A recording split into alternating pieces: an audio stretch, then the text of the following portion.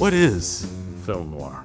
Is film noir a very political subgenre that speaks to the times we're living in right now? Bit of an existential crisis, if I'm honest. Is it a genre that is in need of a big resurgence? Can noir save Hollywood? And most important of all, does noir mean black? Yes, noir in French means black. Yes, that kind of black and that kind of black too. The label of film noir is originally a French term meaning black film or dark film. The term film noir was used to describe the type of Hollywood film that became popular after World War II.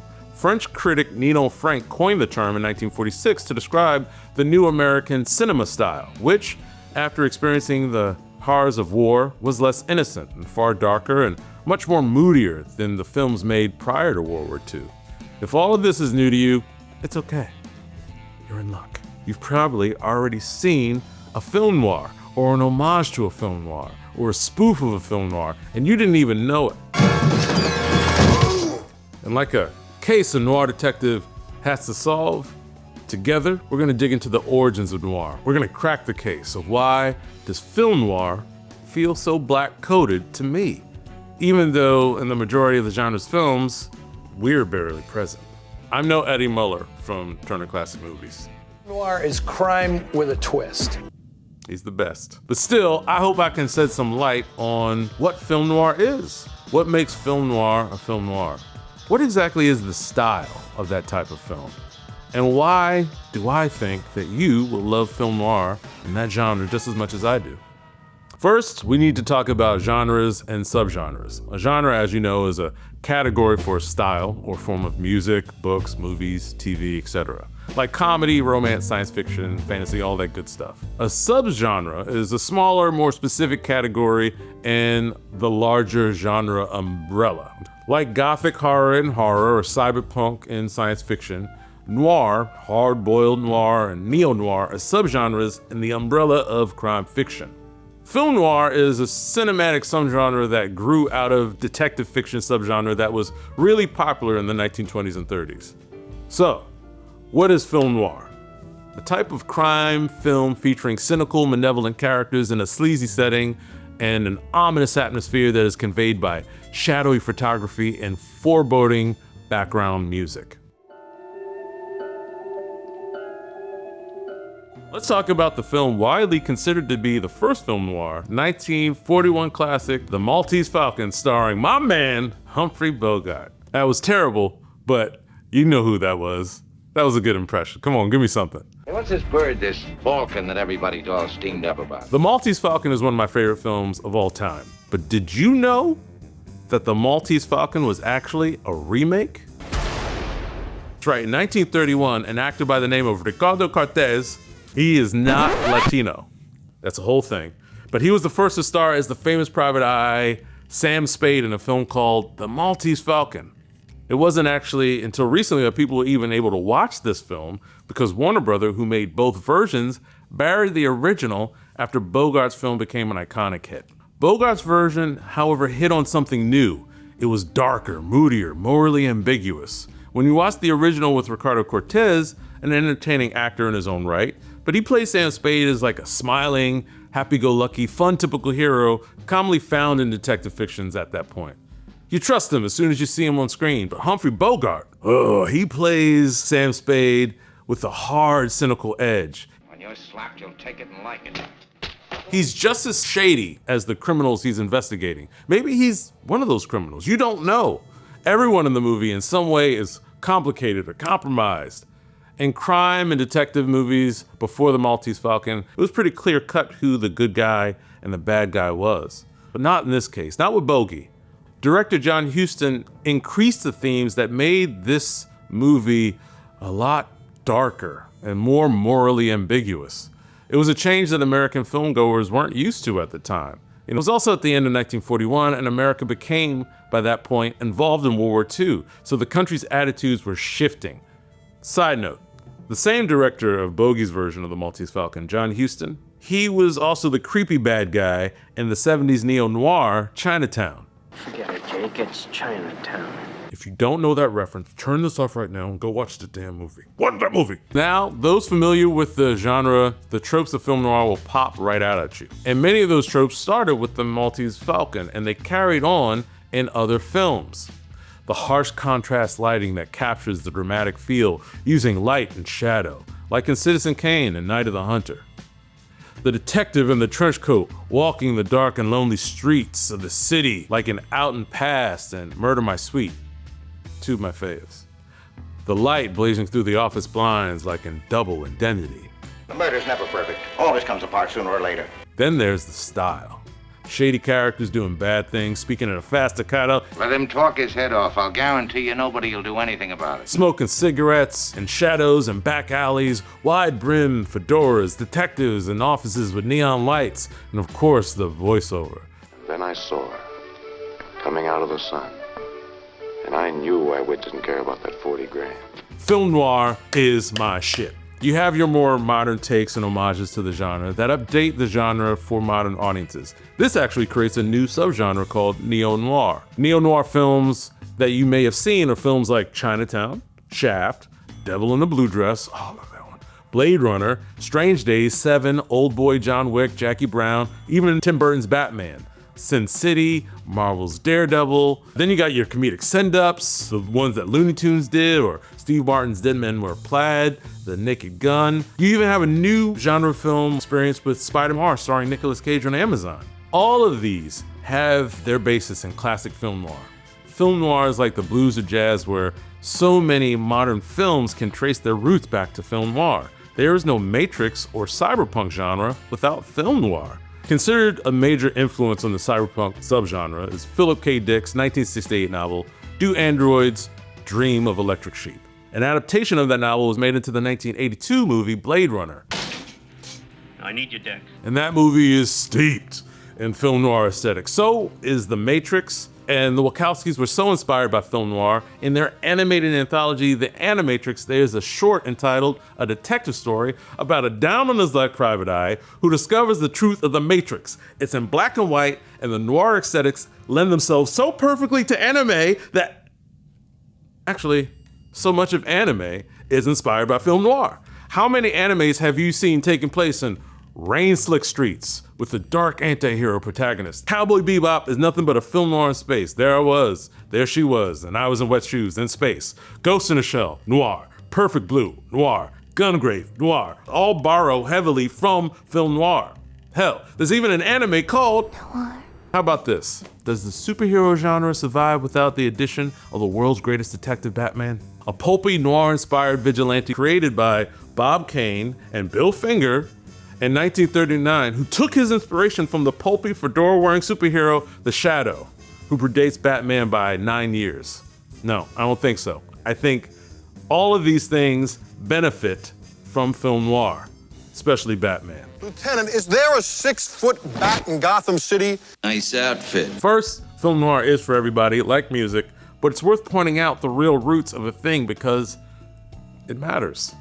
History gets erased or co-opted, and it's on each of us to research and illuminate, to tell the truth about our past so we can have a clear direction of our future. When a lot of these films were coming out, people who look like me were considered by Hollywood and the larger majority in America to be less than human.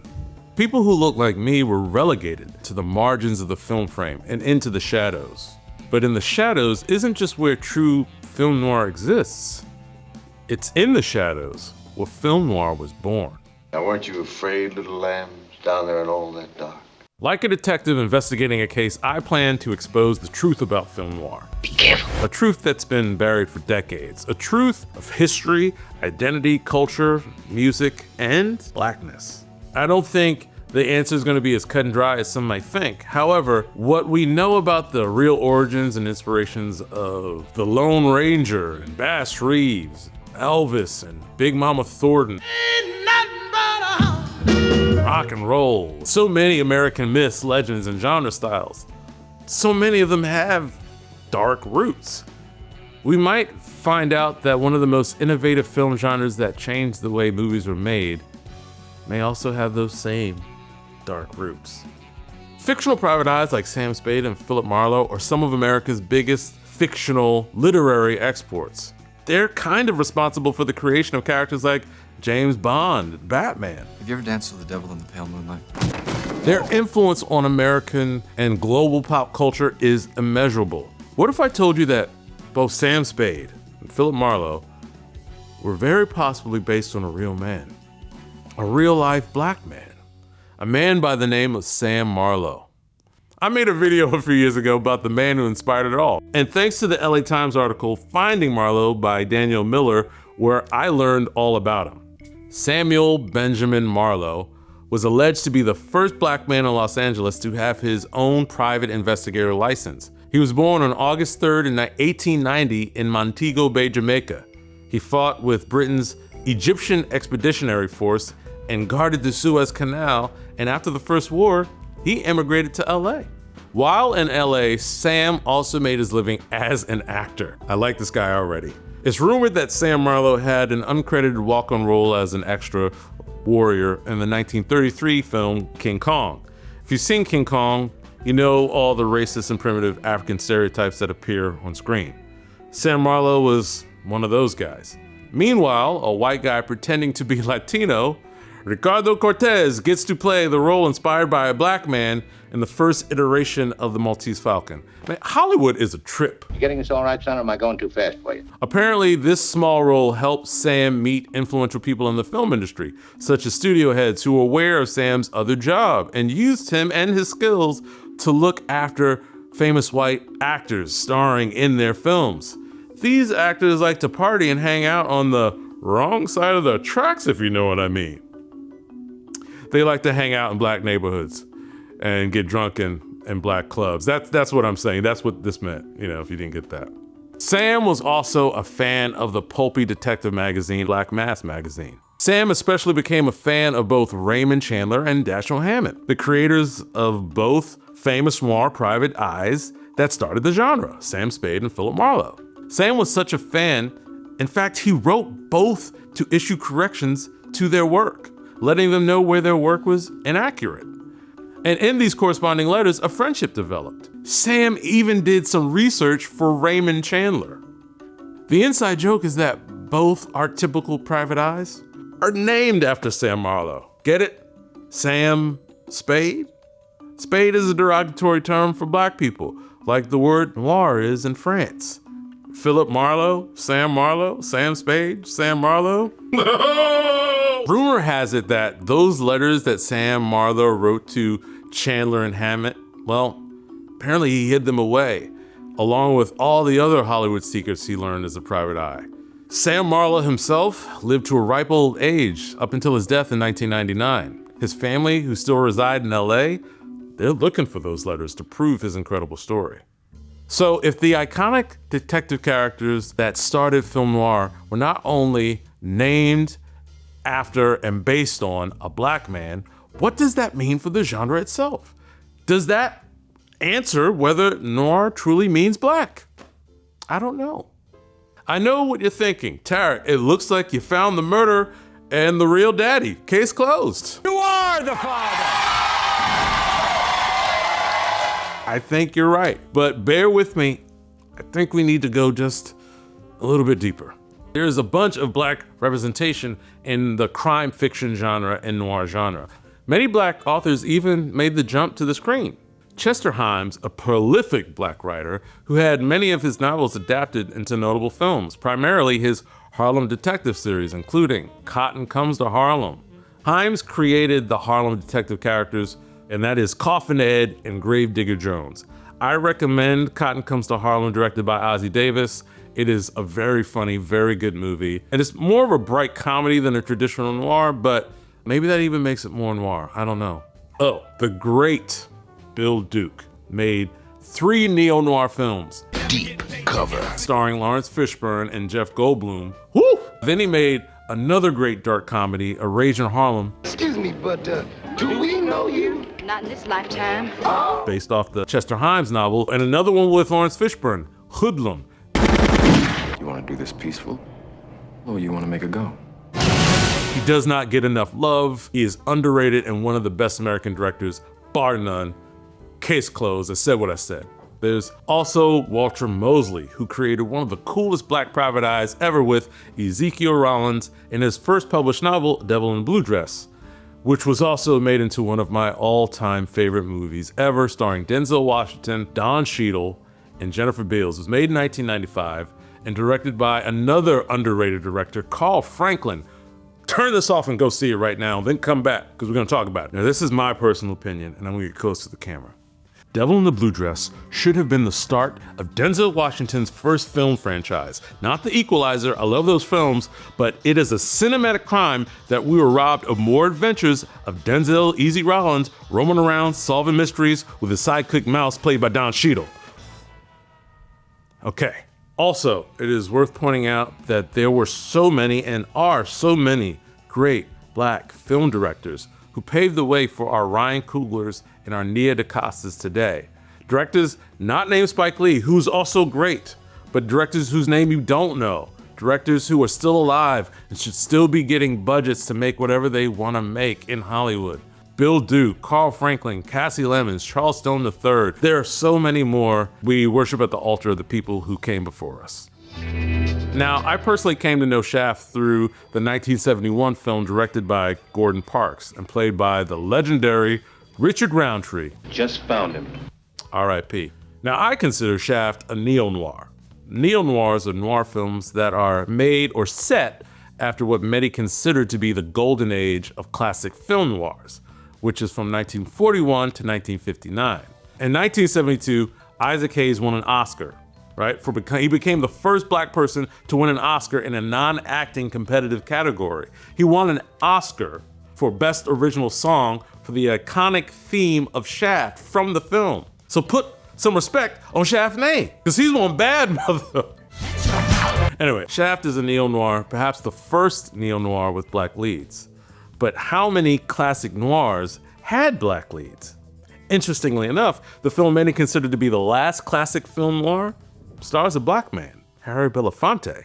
All right, so I'm crazy. In the 1959 film Odds Against Tomorrow, Harry Belafonte plays a nightclub entertainer and gambler who teams up with a racist ex-con played by one of my favorite actors, Robert Ryan, and they team up to rob a bank. Spoiler alert, it doesn't go well. This film is a rare classic noir where a black man is the lead, but it's not the only one. Sidney Poitier's screen debut film, 1950's No Way Out, is a noir film that is also a hospital drama with charged racial social commentary that preceded the civil rights movement by a few years. Hey, you won't help him that way. Keep your black hands off my boy. The film is about a black doctor who was hired as the first black doctor at an urban county hospital. When two white brothers, criminals, one wounded from a gunshot from a bank robbery gone wrong, coming for help, the older brother, played by Richard Widmark, who's racist, doesn't want Sidney Poitier's character to operate on his wounded, sicker younger brother. Sidney does operate, spoiler alert, it doesn't go well. Black people take center stage in the 1958 noir drama Ana Lucasta, starring Sammy Davis Jr. and Eartha Kitt as the titular character. It's a remake of another classic noir from the 1949 film of the same name, which had an all-white cast. I recommend watching it too, if anything, just to see Eartha Kitt and Sammy Davis Jr., both in their prime, taking center stage. That's at least 4 or 5 classic noir films with black leads that I've mentioned so far. So why earlier did I state there aren't many black classic noir films? Well, 1, because out of the hundreds, probably even thousands of classic noir films, 4 or 5 with black leads is a drop in the bucket. 2, none of the classic noirs I mentioned have a black lead playing as detective, which I stated earlier is a very popular trope in film noir. Now, you do not need to have a detective or mystery in your film for it to be considered a noir. Many noir films don't have a detective or a private eye at the center of the stories. However, when people think of noir and its classic tropes, we think of the hard-boiled detective. So, why no black detectives in classic film noir? 3, all of the films that I mentioned may have black faces at the center of the stories, but the writers, directors, and perspectives of those films are still white. Narratives conceived, controlled, and produced by non-black people. Even for the most progressive films of the classic black film noir period, Black filmmakers, actors, and writers only had so much agency. Well, that's not entirely true either. There was one exception, one man. A man who was known for breaking barriers years, decades ahead of his time, a legend, a black superhero of filmmaking, producing, and directing. His name was Oscar Micheaux. The first black filmmaker in America to make a full-length feature film back in 1919 called The Homesteader. And it was a silent film based on a novel he wrote about his own life experience as a Pullman porter in South Dakota. Oscar Micheaux started with his silent film in 1919, but his black independent filmmaker self survived into the transition of sound, or talkies, and he continued making films until his last film, The Betrayal, in 1948. That's remarkable. All of his films had predominantly black casts dealing head-on with issues of race, class, lynching, corruption, police profiling, and more. Oscar Micheaux also made what many consider to be very early film noirs, or proto-noirs. These are noir films made before the classic noir period, which starts in 1941 with the Maltese Falcon remake starring Humphrey Bogart. Oscar Micheaux made two pre-code films, both made in 1931, that live in this proto-noir genre. They all in some way have like the typical settings and tropes commonly associated with film noir, like nightclub settings, blackmail, moral ambiguity, etc. So what happened? Why did it stop with Oscar Micheaux? Why didn't he make more noir films or more black filmmakers? What does pre-code even mean? Aha! I know who killed our black private eye. This dude, Will H. Hayes, the president of the Motion Picture Producers and Distributors of America. The man responsible for the Motion Pictures Production Code, better known as the Hayes Code. The Hayes Code was a set of industry guidelines for the self-censorship of content that was applied to most motion pictures released by major studios in the United States from 1934 to 1968. Will H. Hayes was a former campaign manager for President Warren G. Harding and a postmaster general in the same administration who vowed to clean up the pictures. And if by clean up the pictures, you mean erasing queer people, erasing the contributions of black people and people of color and keeping them relegated to the margins in racist, stereotypical, subservient roles, making it impossible for anyone who wasn't a straight white man unable to challenge the racial and gender hierarchies on screen, then yes, Hayes cleaned up film. Way to go, Hayes. Hollywood reluctantly adopted the strict guidelines of the Hayes Code as a means of getting around expensive federal censorship fines. Guidelines meant to inform Hollywood filmmakers what they were and weren't allowed to do on film. Specific prohibitions included the category of sex and relationships, nudity, even a silhouette, suggestive dances, ooh, you're making me feel things, lustful kissing, adultery, sexual perversion, homosexuality, miscegenation, diversity. Well, interracial relationships and gay characters were explicitly banned. So were black people. Here's a photo shot in 1940 by Whitney Schaefer called Thou Shalt Not, deliberately poking fun at all the things that you weren't allowed to put on film due to the Hayes Code. Put them all in one photo. I mean, look at that. That is a beautiful photo. That's cinema. Will Hayes and his code made it impossible for independent filmmakers like Oscar Micheaux to expose his work to a larger movie-going audience. Will Hayes is a big reason we don't get classic film noirs with a black perspective. But Hayes isn't our only suspect. He didn't work alone. He hired an accomplice, infamous anti-Semite and Hitler fan, Joseph Breen, a man who tried his best to keep American filmmakers from criticizing the Nazi Party. Hey, Indiana Jones, what do you say about the Nazi Party? Nazis. I hate these guys. I agree. The Nazis who we fought in World War II were inspired by Jim Crow laws here in America, not the other way around. And these men helped. It's important to remember that Oscar Micheaux continued on until his death in 1951. Micheaux explicitly continued to tackle difficult subjects like lynching, color prejudice, and queer and interracial relationships in his films, while at the same time navigating the oppressive censorship of his time. And he had to work with low budgets to boot. And I think, ultimately, Oscar Micheaux got the last laugh. In the late 60s, Hollywood was struggling. And so the Hays Code needed to be scrapped, and a new rating system needed to be adopted. The Hays Code, which was self-imposed by studios and remained influential, eventually was replaced by our current MPAA rating system in 1968. So a new rating system was established. And who saves Hollywood? Who brings the youth back into movie theaters?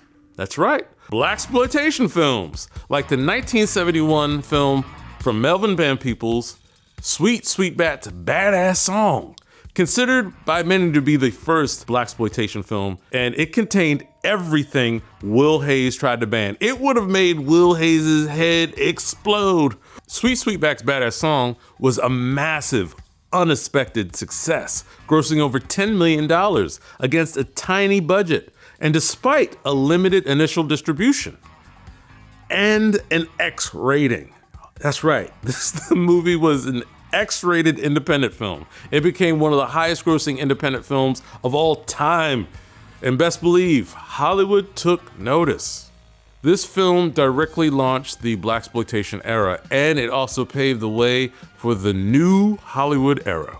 You know, where indie directors by the names of Francis Ford Coppola, Martin Scorsese, William Friedkin, George Lucas, these young kid director auteurs who were considered too risky and too artsy to helm Hollywood films with real budgets suddenly found themselves getting real budgets, being able to make films like The Godfather, The French Connection, Exorcist, Star Wars, and Chinatown. A lot of these directors were inspired by what genre of film? That's right, it always comes back to noir. Music like jazz and rock and roll, which we all commonly listen to nowadays, used to be called the devil's music.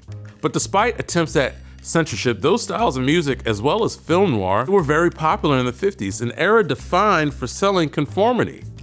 The revolution that happens in the 1960s makes perfect sense when you consider the decade that came before it. In the 1950s, film noir was for many the revolution on screen that they couldn't quite materialize or live in their own lives. Film noir breaks all of these rules of conformity and polite society with abandon. And this is why classic noir strangely feels black to me. They were as black as films of the past were allowed to be.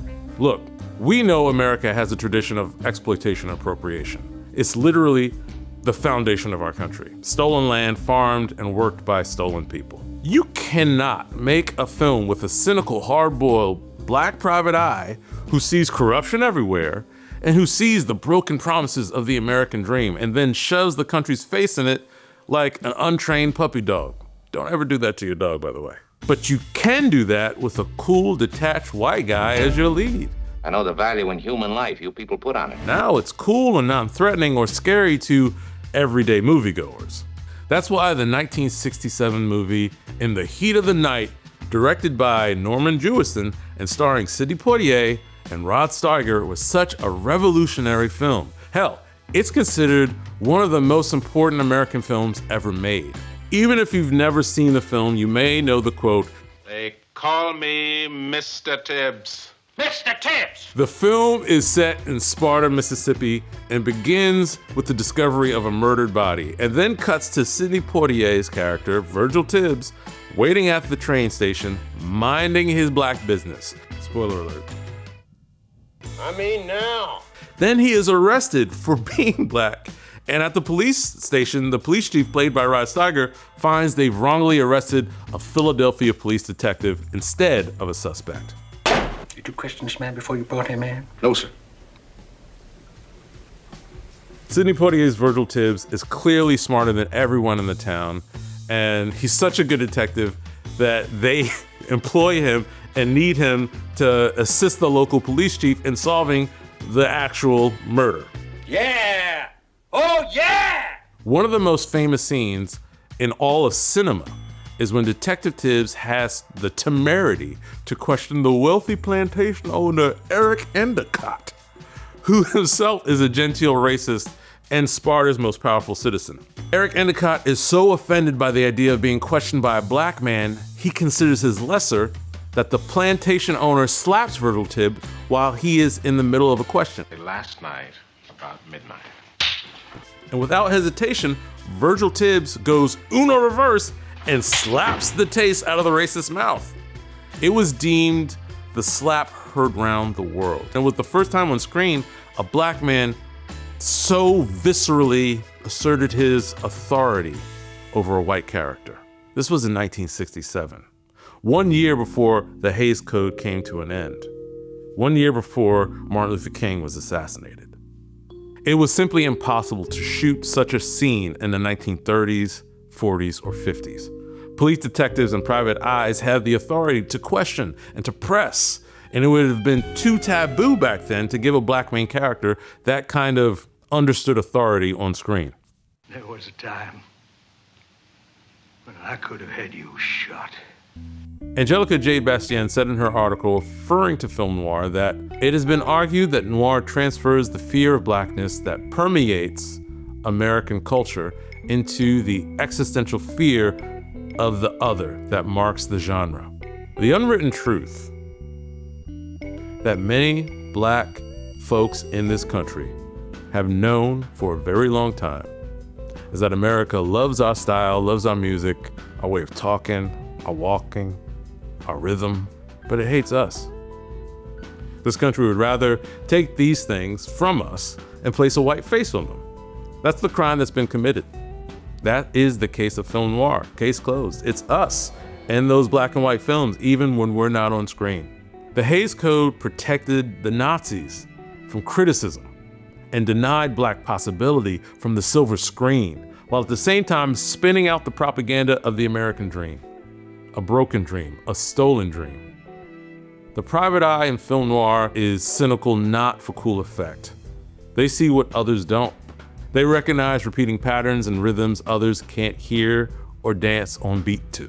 America's been out of step for a long time, and if it can get in step with the music, maybe it can change its tune. But first it has to tell the truth. It has to shine a light on the shadows, and it has to face its crimes. Face the history and the people it tried to erase. So, why does film noir mean black?